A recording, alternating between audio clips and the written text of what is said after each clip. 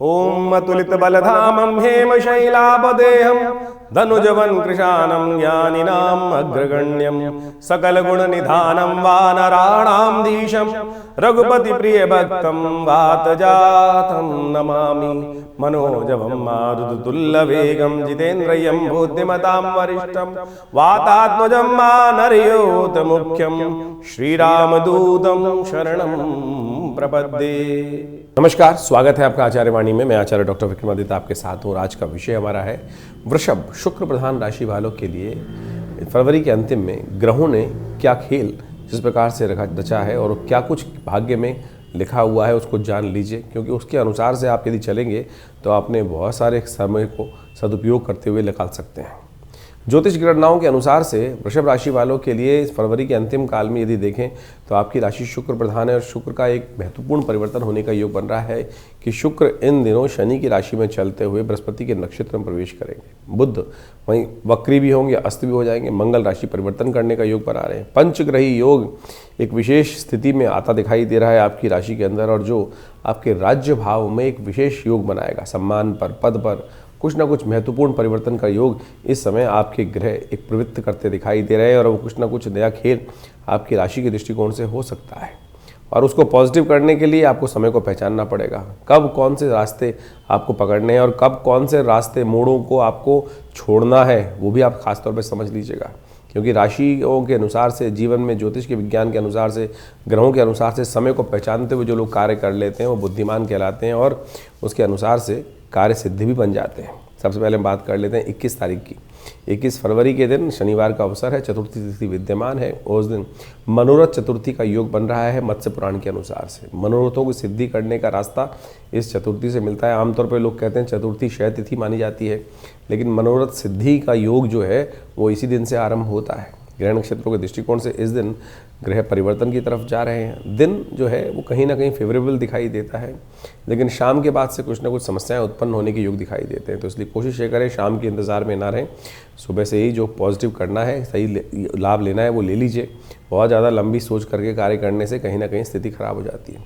शुक्र इस दिन बृहस्पति के नक्षत्र में प्रवेश करेंगे और वो आपके लिए, आपकी राशि के दृष्टिकोण से कहीं ना कहीं आपकी कार्य सिद्धि होने के योग बना सकते हैं। इन दिनों मंगल का, जो शुक्र का और बुध का और सूर्य और राहु का योग चल रहा है, वो कहीं ना कहीं आपके विशेष तौर पे दोस्ती यारी में कुछ नया जान डालते दिखाई दे रहा है।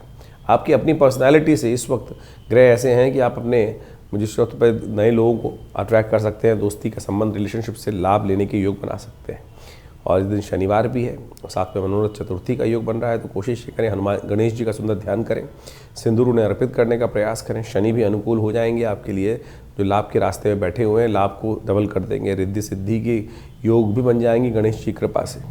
22 तारीख का दिन रविवार का दिवस है और इस दिन पंचमी तिथि विद्यमान है। सर्वार्थ सिद्ध योग बना हुआ है।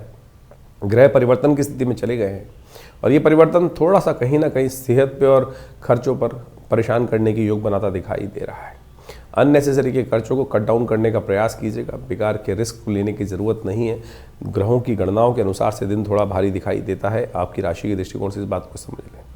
कहीं ना कहीं जो राहु की युति इस वक्त सूर्य के साथ हो रही है वो कहीं ना कहीं अस्थिरता उत्पन्न करती दिखाई दे रही, और जब अस्थिर होता है समय तो उसको हम ठीक करने के लिए कुछ ज़्यादा ही जो है धन खर्च करने का प्रयास करते हैं। वो कहीं ना कहीं हमारे लिए जुर्माने के योग बनते दिखाई दे रहे हैं। सूर्य रविवार का अवसर है और ऐसे में राहु की युति रविवार सूर्य के साथ जिस प्रकार से बनी हुई है, तो रविवार के दिन कोशिश ये करें आपके लिए सबसे अच्छा रहेगा भगवान सूर्य को जल दें और शाम के समय हो सके तो भगवान शंकर का अभिषेक भस्म से करने का प्रयास करें। इससे राहु का नेगेटिव प्रभाव जो हो रहा है और वो कहीं ना कहीं कम होने के योग बनाएगा। नहीं तो अननेसेसरी दिमाग में कहीं ना कहीं कॉन्फ्लिक्ट उत्पन्न होने के योग बनेंगे, विचारों में कहीं ना कहीं कॉन्फ्लिक्ट उत्पन्न होने के योग बनेंगे और वो विचार जो है सही समय पर सही विचार दिमाग में आएगा नहीं। दिमाग बिल्कुल धनिया काम करना शुरू कर देगा। थोड़ा सा है नशे में अननेसेसरी के जो है एक फितूर सा मनो मस्तिष्क में परेशान करने की योग बना सकता है। 23 तारीख का दिन सोमवार का अवसर, षष्ठी तिथि विद्यमान है, साथ में सप्तमी का योग भी बन रहा है।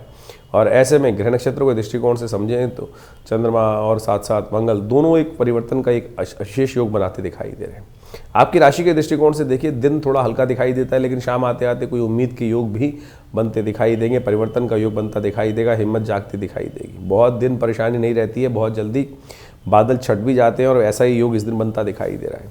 सबसे बड़ा परिवर्तन जो 23 तारीख को होने का योग बन रहा है वो है मंगल का परिवर्तन। मंगल महाराज जो है वो भाग्य से निकलकर पंचग्रही योग की युति में जा रहे हैं, पंचायत करने बैठ गए हैं।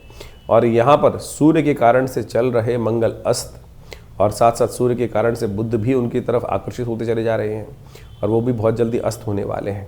और ये अस्तों की जो श्रृंखला शुरू हुई है पुनः वो थोड़ा दिन ग्रहों के दृष्टिकोण से आपके लिए परेशानी का योग बना सकते हैं, क्योंकि सूर्य ने इन सब ग्रहों को अस्त करना है। और साथ साथ राहु महाराज की युति सूर्य के साथ होने के कारण से सूर्य स्वयं भी कहीं ना कहीं परेशानी में फंसते दिखाई दे रहे हैं।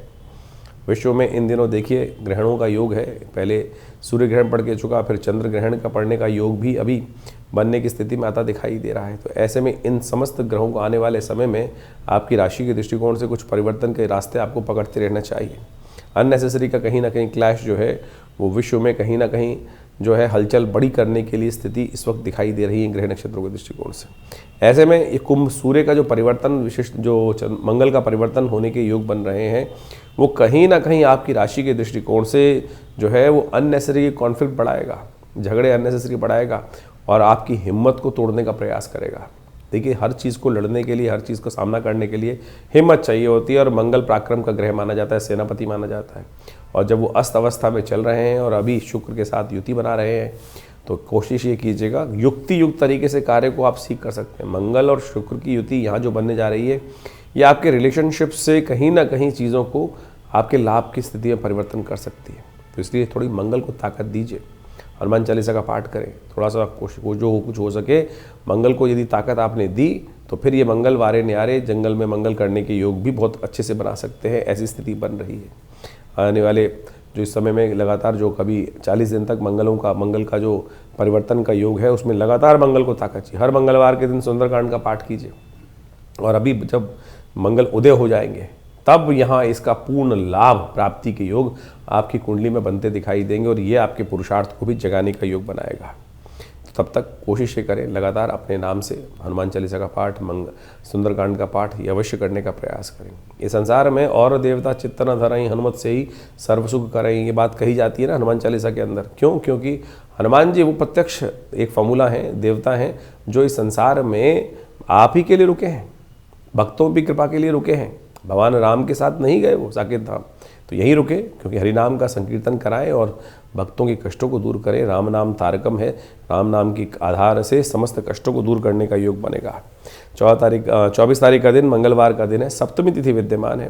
कुलाष्टक भी इस दिन आरंभ होंगे। ग्रह नक्षत्रों के दृष्टिकोण से जो परिवर्तन का योग बन रहा है वो आपके लिए कहीं ना कहीं हिम्मत को भी जगाएगा और ख़ास तौर पर कहा गया कि हिम्मत जब जाग जाती है तो सब प्रकार से जिस दिन केवल आपको पुरुषार्थ को जगाने की आवश्यकता है, सही विजन के साथ कार्य करने की ज़रूरत है और वो रास्ता बन गया है।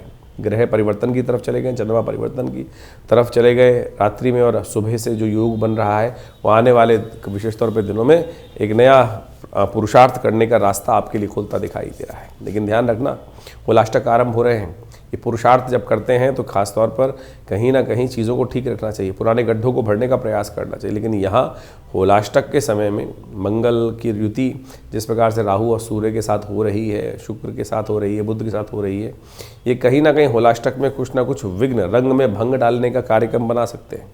आस्तीन के छुपे हुए सांप कहीं ना कहीं निकल कर आपके खिलाफ कार्य करने के योग बना सकते हैं। तो अननेसेसरी जहां आपकी प्रसिद्धि करने का योग बनता है वो कहीं ना कहीं राहु यहाँ बैठने के कारण से, सूर्य के साथ बैठने के कारण से कहीं ना कहीं स्थिति ऐसी बन सकती है कि जो आपके हितैषी हैं वो कोई कहीं ना कहीं आपको नज़र लगा दें। उससे बचने के लिए आपको कार्य करने की ज़रूरत है। तो आपकी राशि के दृष्टिकोण से सबसे श्रेष्ठ ये रहेगा कि आप अपने घर के द्वार पर पंचपल्लव में विशेष तौर पर आम, बड़, पीपल, जामुन इत्यादि के पत्ते लेकर और वो अपने घर के आगे बंधनवार अशोक के साथ में जोड़कर, अशोक पत्ता जो है इन 5 पल्लवों को पत्तों को यूज़ कर कर उनके द्वारा बंधनवार अपने 5-5 पत्तों के इनका ये जोड़ी बनाकर उनके द्वारा बंधनवार बनाकर अपने घर के मुख्य द्वार पर लगाइए। ये भगवान की कृपा से आपके समस्त अनिष्टों को दूर करने का योग बनेगा।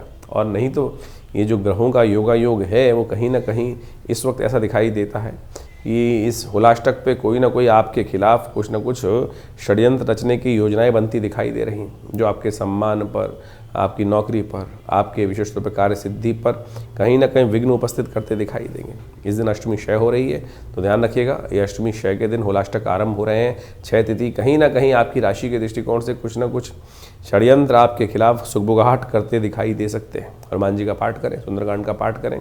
हमने विवेकानंद योगाश्रम में इन ग्रहों स्थिति को देखते हुए इस दिन विशेष तौर पर सुंदरकांड का पाठ, हनुमत यज्ञ रखा हुआ है, जिसमें नवग्रह शांति महायज्ञ का कार्यक्रम रखा गया है, जो शाम को 5 बजे से आरंभ होकर सुंदरकांड के पाठ के साथ हनुमान जी को चोला चढ़ाने के साथ चलेगा। माँ भगवती के सानिध्य में उनके दरबार में बैठकर सुंदर ये प्रार्थना का योग है। तो कोशिश करें, हमारे विवेकानंद योगाश्रम दिल्ली में आप भी पधार सकते हैं और सुंदर कार्यक्रम का भाग बनकर प्रसाद ग्रहण कर अपने आप को कृतार्थ कर सकते हैं, भगवान की कृपा का योग बना सकते हैं।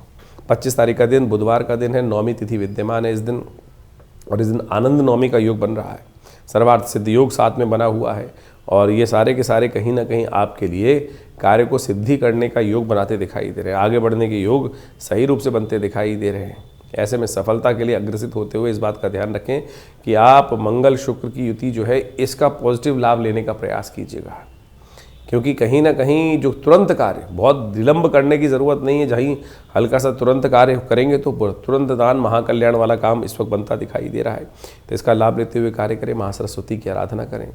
और कहा जाता है शास्त्र के दृष्टिकोण से, इस वक्त ग्रह योग के दृष्टिकोण से, भविष्य पुराण के अनुसार से ये शास्त्र में जो उपाय बताया गया है, इस दिन भगवती माँ सरस्वती की आराधना समस्त प्रकार के अनिष्टों को दूर करती है, सही ज्ञान का उदय देती है। या देवी सर्वभूतेषु बुद्धि रूपेण संस्थिता नमस्तस्यै नमस्तस्यै नमस्तस्यै नमो नमः, इस मंत्र का जप करें और साथ साथ भगवती का ध्यान करते हुए आपकी राशि के दृष्टिकोण से आपको ओम क्लीं नमः इस मंत्र का स्तवन करना भी सब प्रकार से कल्याणकारी योग बनाएगा।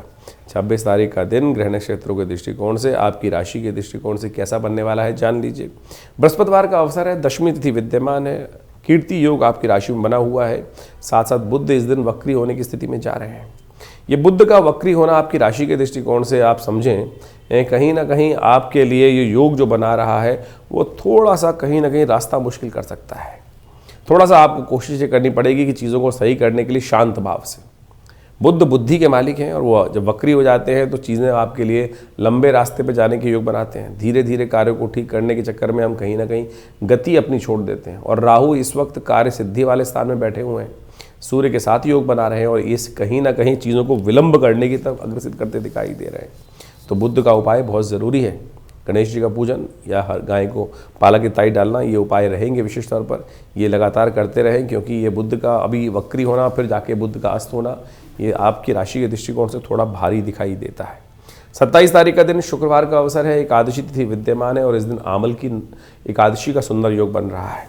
ऐसे में ग्रह नक्षत्रों का योग आपकी राशि के दृष्टिकोण से देखा जाए तो साथ साथ कुछ अच्छा कुछ खराब बनता दिखाई, कुछ खट्टा कुछ मीठा योग बनता दिखाई दे रहा है। क्यों? क्योंकि कहीं ना कहीं आपकी मेहनत सही रास्ते पे सफलता की तरफ अग्रसित कर रही है, लेकिन जो है इन समस्त ग्रहों की युति, सूर्य राहु की युति और साथ साथ सूर्य मंगल की युति, ये कहीं ना कहीं स्थिति में थोड़ा सा चीज़ों को विलंब करती दिखाई दे रही है। भगवान की कृपा चाहिए, बिना हरि कृपा मिले ही नहीं, जिस पर मान के चले हरि कृपा से ही सब काम बनते हैं। संत का दर्शन भी होता है, कार्य सिद्धि भी होती है। तो इस बात का ध्यान रखें कि थोड़ा सा अपने जीवन में कार्यों को सिद्धि करने के लिए थोड़ी मेहनत का, परमात्मा की कृपा अवश्य रखने का प्रयास करें। शुक्रवार का दिन है, एकादशी तिथि है। आमल की नौमी कार्यों को सिद्धि करने की तरफ ले जाती है। शास्त्र में उपाय बताया गया है, कर लीजिए, कल्याण होगा। ये आमल की एकादशी जो है फागुन मास के जो शुक्ल पक्ष की एकादशी के दिन कहा जाता है और ब्रह्मांड पुराण के अनुसार से इस दिन खास तौर पर कहा जाता है आरोग्यता प्राप्त करने का सुंदर योग बनता है। फागुन मास की शुक्ल पक्ष की एकादशी के दिन कहा जाता है कि आंवले के पेड़ के नीचे बैठकर भगवान विष्णु का यथाउचित भाव से पूजन करना, कथा का श्रवण करना से क्या होता है कि जो भयंकर से भयंकर बीमारी के योग भी जीवन में होते हैं ना, ग्रहण प्रभाव के अनुसार से बनते हैं, वो भी कहीं ना कहीं दूर हो जाते हैं। और इस दिन विशेष तौर पर भगवान विष्णु का धात्रेयी नमः इस मंत्र का उच्चारण करते हुए पूजन करना, आंवले का दान करना, भगवान विष्णु को विशेष तौर पर अपनी जितनी आयु हो उतनी बड़े आंवले लेकर उनकी माला भगवान को अर्पित करने से अद्भुत रूप से कल्याण के योग बन जाते हैं। तो इस दिन बड़ी श्रद्धा से व्रत करें, भगवान के नाम का संकीर्तन करें, ओम नमो नारायणाय इस मंत्र का जप करें, कल्याण के योग बनेंगे। कष्ट भी दूर होने की स्थिति बहुत बढ़िया से आपकी राशि में बनने की स्थिति बन जाएगी। अपने नाम से इस दिन विशेष तौर पर कोई जीवन में कष्ट चल रहा हो तो कहा जाता है कि आंवले को अपने वजन के बराबर आंवले का दान करने का प्रयास करना चाहिए। इस दिन यथेच मात्रा में इन दिनों बहुत ताज़ा आंवला आ रहा होता है और अभी चैत्र तक तो सुंदर रूप से प्राप्त हो गई होगा। तो ये एक शास्त्र के अनुसार से जो विधि के अनुसार से वर्णित उपाय हैं, इनको करिए, कल्याण होगा। वृषभ राशि वालों के लिए 28 तारीख के दिन ग्रहों की एक विशेष योग बनने की स्थिति बन रही है, जिसमें चंद्रमा परिवर्तन की तरफ जा रहे हैं, बुध अस्त होने जा रहे हैं। शनिवार का दिन है और साथ साथ इस दिन द्वादशी तिथि है, पाप नाशनी द्वादशी का योग बन रहा है शास्त्र के दृष्टिकोण से। और ये ग्रह नक्षत्रों के दृष्टिकोण से आप समझें, भविष्य पुराण के अनुसार से कहा जाता है कि अपने पापों से निवृत्ति के लिए बहुत सुंदर योग बनता है। इस जीवन में जो कष्ट आते हैं वो कहीं ना कहीं दुष्कर्म से ही आते हैं, और कर्मों को यदि क्षय होने का योग बन जाए, दुष्कर्म क्षय हो जाए, तो फिर जीवन में पुण्य ही रह जाएंगे, वो पुण्य का उदय होता है। इस दिन ग्रह परिवर्तन की तरफ जा रहा है, पराक्रम का अच्छा योग बनता दिखाई दे रहा है। सही दिशा में सही सोच से कार्य करने का प्रयास करेंगे, लेकिन बुध की कमज़ोर स्थिति होने के कारण से क्या हो सकता है कि कहीं ना कहीं दिग्भ्रमित हो सकते हैं। तो बुध को शक्ति देना बहुत ज़रूरी है। बुध बड़े विचित्र स्थिति में इस वक्त चल रहे हैं। शनिवार के दिन जो बुध का अस्त होना ग्रहों का योगा योग बना रहा है, ये कहीं ना कहीं आपकी बुद्धि को ट्यूबलाइट की तरह कर सकता है, कभी आएगा कभी जाएगा करंट। तो ऐसे में थोड़ा बुद्धि को सही करने का प्रयास करें, महासरस्वती जी की आराधना करने का प्रयास करें, विष्णु भगवान का पूजन करते हुए उनको आंवला अर्पित करने का प्रयास करें। शास्त्र में एक विशेष उपाय बताया गया है। इस समय में कहा जाता है एकादशी के दिन व्रत करने के बाद द्वादशी तिथि की सुबह के समय में यदि आप किसी आंवले के पेड़ के नीचे जाकर भगवान विष्णु का षोडशोपचार पूजन करें और वहाँ उन्हें विशेष तौर पर इस दिन आंवला अर्पित करके प्रसाद के रूप में आंवला ग्रहण करें, तो पापों से क्षय होता है, शारीर का क्षय घटता है और साथ साथ पुण्य का उदय होने का योग बनता है। फागुन का महीना अपने आप में बड़ा अद्भुत योग लेकर आता है।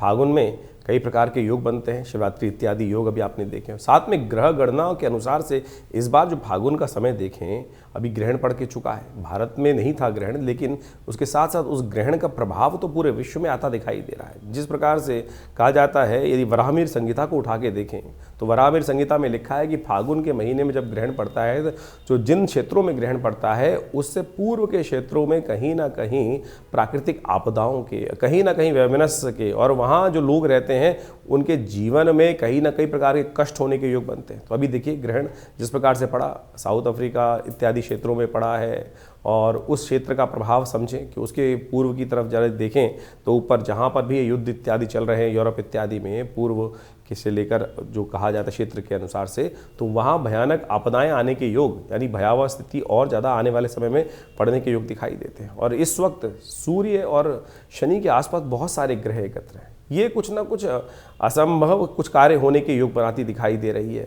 कुछ अशुभ कार्य होने के योग भी बनाते दिखाई दे रहे हैं। तो इस प्रकार से भारतीय संस्कृति के अनुसार से ज्योतिष विज्ञान की काल गणना जो है वो बहुत ही परिष्कृत मानी जाती है। बहुत सारे लोग ज्योतिष के अनुसार से, अभी हम कुछ दिन पहले एक टीवी डिबेट में थे और वहाँ कुछ ना कुछ जो आज की तारीख में जिनको कहा जाता है साइंटिस्ट, वो बैठे थे। मुझे तो ऐसा लग रहा था कि वो साइंटिस्ट नहीं है, ज़्यादा ज़्यादा कम्युनिस्ट टाइप के लोग बैठे हुए हैं, जिनको जिस प्रकार से केवल भारतीय ज्योतिष विज्ञान, भारतीय पराविज्ञान जो है उसी का विरोध करना है। जबकि आप बात मान के देखें, भारत के अंदर जितना विज्ञान है, जितनी क्षेत्र हैं, उन सब के अंदर जो जो विज्ञान बताया गया है, वो आज ये तो कहने लगे हैं, पाश्चात्य लोग भी ये बात कहने लगे हैं कि एस्ट्रोलॉजी का कैलकुलेशन जो है वो बिल्कुल करेक्ट है और बिल्कुल पुराना प्राचीनतम है, भारतीय ऋषि मुनियों की अद्भुत खोज है। लेकिन अभी भी जिस प्रकार से अनर्गल प्रलाप भारत में बैठे हुए कुछ कम्युनिस्ट प्रकार की मानसिकता के लोग हैं, आज उनको नहीं समझ में आ रहा है। तो कोशिश हम कर रहे हैं कि हर चीज़ को वैज्ञानिक तथ्यों के अनुसार समझाने का प्रयास किया जाए। तो इस बात को हम अच्छे से समझें कि ज्योतिष विज्ञान की जो गणनाएं हैं बिल्कुल प्रत्यक्ष रूप से है, और उनके अनुसार से हम अपने समय को परिवर्तन करने की तरफ ले जा सकते हैं। जीवन में हर क्षण कुछ ना कुछ परिवर्तन हो रहा है और उसका प्रभाव भी हो रहा है, कुछ शुभ कुछ अशुभ। और ये शुभ अशुभ जो होता है वो व्यक्ति के कर्मानुसार होता है। यदि आपने शुभ कर्म किए हैं तो प्रारब्ध में आपके जीवन में भी शुभ होने का योग बन जाएगा प्रारब्ध के अनुसार से। लेकिन अशुभ कर्म किए हैं, कहीं ना कहीं हो रहा है, तो उससे जीवन में कष्ट होने के योग बन जाते हैं। तो हमको प्रयास करना चाहिए, कुछ भी हो कैसे भी हो, जीवन में शुभ की तरफ अग्रसित हों, क्योंकि शुभ किया हुआ कर्म, सोच का किया हुआ शुभ कर्म वो है आपके जीवन के गलत कर्मों को भी बदल सकता है। शिवरात्रि आई, ये जो उत्सव आते हैं समय समय पर, चाहे वो हर रोज़ हम इस कार्यक्रम के माध्यम से आपके समक्ष जो उपस्थित होते हैं, हम पौराणिक ज्योतिष को लेकर आपके समक्ष उपस्थित होते हैं। ज्योतिष में पंचांग को यदि आप देखेंगे तो हर रोज़ कोई ना कोई तिथि का कोई महत्व शास्त्र में वर्णित किया गया है, और वो इतना अद्भुत है कि उसके अंदर यदि हम जो ज्योतिष के दृष्टिकोण से लोग उपाय की तरफ जाते हैं, उपाय है क्या, टोटकों में फंस गए लोग, ये कर ले, चावल दान कर दे, ये कर दे, वो कर दे, सिर पे से वार के ऐसा कुछ कर दे। ये जो उपाय शास्त्र में वर्णित है, पौराणिक ग्रंथों में आप देखें तो वो टेस्टिमनीज हैं कि जैसे लोगों ने अपने जीवन में कष्ट आए और उनको निवृत्त दूर करने के लिए लोगों ने क्या क्या उपाय किस प्रकार से, वो कथाएं नहीं है, टेस्टिमनीज हैं लोगों की, और जो शास्त्र में ऋषि मुनियों ने वर्णित करी हैं, किस काल में किस प्रकार से उपाय किया, कैसे किया और उससे क्या कुछ ठीक हुआ।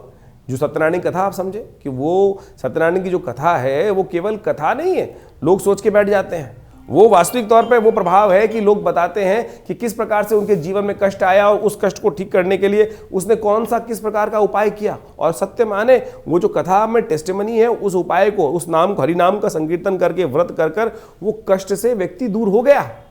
तो आप जो है, हमने आपकी राष्ट्रीय के दृष्टिकोण से जो उपाय बता रहे हैं वो बिल्कुल शास्त्र के, हम तो ग्रंथ का नाम तक बताते हैं आपको कि किस ग्रंथ में कैसा कौन सा उपाय वर्णित है, उसको कर लीजिए, वही आपके जीवन के कष्टों को दूर करने वाला है। और ग्रहों की चाल समझें, ग्रहों की चाल इस समय ज्योतिष के दृष्टिकोण से आप देखें, बहुत सारे ग्रह फरवरी के अंत में परिवर्तन की तरफ जा रहे हैं। मंगल सबसे बड़ा परिवर्तन प्राप्त करने वाले हैं। मंगल का योग जिस प्रकार से बनने वाला है, वो परिवर्तन करने के योग बनने वाला है, वो बहुत विशेष प्रभाव आपकी राशि के अनुसार से उत्पन्न करने वाला है। उसको हमने आपको बताया भी किस प्रकार का प्रभाव रहेगा। कोशिश करें, प्रयास करें कि इन सब प्रभावों को ठीक अपने जीवन में लाने के लिए। बुध महाराज अब अस्त होने जा रहे हैं, बुध का बहुत जल्दी अस्त होना, और सूर्य के सन्निकट, शनि का सूर्य के सन्निकट, इतने सारे ग्रहों का जो होना वो कहीं ना कहीं कुछ अशुभ योगों को उत्पन्न करता दिखाई दे रहा है। तो इसको ठीक करने के लिए जो उपाय हमने समय समय पर आपके लिए बता रहे हैं, तो उनको करिए। ईश्वर की कृपा से आपके जीवन में बहुत सारे कष्ट दूर होने के योग बन जाएंगे। और मंगल अभी अस्त चलने वाला है, ध्यान रखना, मंगल अभी काफ़ी लंबे समय तक अस्त चलने के योग बना ही रहा है। तो ऐसे में तो आप कोशिश ये करें, हनुमान जी का नित्य प्रति स्तवन करते रहें। अभी 1-1.5 महीना मंगल अभी अस्त चलेंगे, और ऐसे में इस समय में मंगल जो है दुस्साहस करवा देता है कई बार, और गलत कार्यों में फंसा देता है। और जिन जिन की कुंडलियों में कुछ मंगल अशुभ स्थिति में चल रहे हैं, दशाएँ चल रही हैं, या शनि का कुछ नेगेटिव प्रभाव चल रहा है, तो उनको तो खास तौर पर कुछ ना कुछ उपाय करते रहना चाहिए जो हम बता रहे हैं। और जिस प्रकार से अपने स्वास्थ्य को दिखाने के लिए डॉक्टर के पास जाते हैं, वैद्य के पास जाते हैं, उसी प्रकार से अपनी ग्रहों की गणना को भी समझने के लिए समय समय पर अपने ज्योतिष विद से, अपने ज्ञानी ज्योतिषों से अपनी मंत्रणा करते रहना चाहिए, क्योंकि समय से पहले पूर्वाभास हो जाता है फिर, और उससे बचने के बहुत सारे रास्ते मिल जाते हैं। हज़ारों लोग इसका लाभ उठाए, करोड़ों लोग मैं कहूँगा लाभ उठाते आए हैं इससे। तो आप भी अनेक विडंबनाओं को मन से हटाएं। और कई बार हम अपने ज्योतिष कार्यक्रम के माध्यम से बहुत सारी चीज़ें बताने का प्रयास करते हैं। अभी हमने पिछली बार आपको बताया था कि इस बार 5 मंगल का योग बन रहा है, और ये 5 मंगल फागुन में पड़ रहे थे। और एक महानुभाव हमारे चैनल पे कमेंट करके बोल रहे थे कि भाई साहब फरवरी में तो 4 मंगल पड़ेंगे। फरवरी नहीं बताया जाता है, फागुन के महीने में इस बात को बताया जाता है। तो आप कोशिश ये करें, हमारे मनोमस्तिष्क में आज समाज में ना ऐसा हो गया है कि हर चीज़ को काटना ही है। सीधी तरह से चीज़ों को समझने का प्रयास करें। ज्योतिष के माध्यम से हम जो भी अपने चैनल के माध्यम से बता रहे हैं, वो आपके कल्याण के लिए ही बताने का प्रयास कर रहे हैं, और उसी जो उपाय बता रहे हैं, हम यहाँ कुछ बेच नहीं रहे। आमतौर पे जितने भी आज दिख रहे हैं समाज के अंदर कि जो भी कुछ ज्योतिष गणना बता रहे हैं, कोई नग बेच रहा है, कोई कुछ और बेच रहा है, कोई और लगातार बेचने के लिए दुकान खोल कर बैठ गए। इस कार्यक्रम के माध्यम से हम आपके समक्ष जो कुछ शास्त्र में वर्णित है, जो उपाय शास्त्र में वर्णित है, उन्हीं को पुराणों से निकालकर आपके समक्ष उपस्थित करते हैं। एक एक बात को तर्क के दृष्टिकोण से रखते हैं। कोशिश करें उनको सही रूप से अमल करने का प्रयास करें। और फिर भी कोई मन में शंका हो तो चिंता ना करें, ये दिल्ली में जो आश्रम है वो आपके लिए ही बनाया गया है। हमारे पिता आचार्य श्री केशव देव जी महाराज ने आज से 70 साल पहले इस आश्रम की स्थापना करी, और दिल्ली में ही करी, और वहाँ हम शोध संस्थान चलाते हैं। 50 से ऊपर पुस्तकें जो हैं भारतीय संस्कृति, पराविज्ञान, मनोविज्ञान, योग विज्ञान, मंत्र विज्ञान, यज्ञ विज्ञान, मुद्रा विज्ञान, योग इत्यादि पर, कर्मकांड इत्यादि पर हमने बहुत बृहद रूप से लिखी हैं। चाहे वो कुंडलनी ध्यान साधना के संबंध में हो, आध्यात्मिक साधना के संबंध में हो, और समय समय पर महीने में कम से कम 10 बार बड़े कार्यक्रम होते हैं। उसमें हम स्वयं बैठते हैं, स्वयं मिलते हैं आपसे। तो आप आइए, और आज राजा रानी कथा सुनने से ऊपर उठे, शास्त्र को समझें।